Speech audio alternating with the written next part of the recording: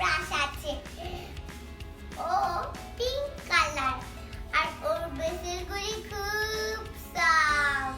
এখন আমি তোমাদেরকে দেখাবো এই টুথব্রাশ দিয়ে আমি কিভাবে টুথব্রাশ করি। এটা একটা টিথ মডেল। আমি তোমাদেরকে দেখাবো এই টিথ মডেলে কিভাবে দাঁতটা ব্রাশ করতে হবে। প্রথমে দাঁতের উপর ব্রাশটাকে রাখতে হবে, তারপর roll roll roll roll roll roll, উপর নিচে উপর নিচে উপর নিচে, টিস টিস।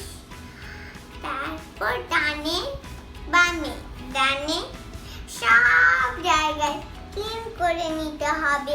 তাহলে কি হবে, স্পার্কেল হয়ে যাবে দাঁতটা, আবার পার্ল হয়ে যাবে এমন আমার দাঁতের মতো।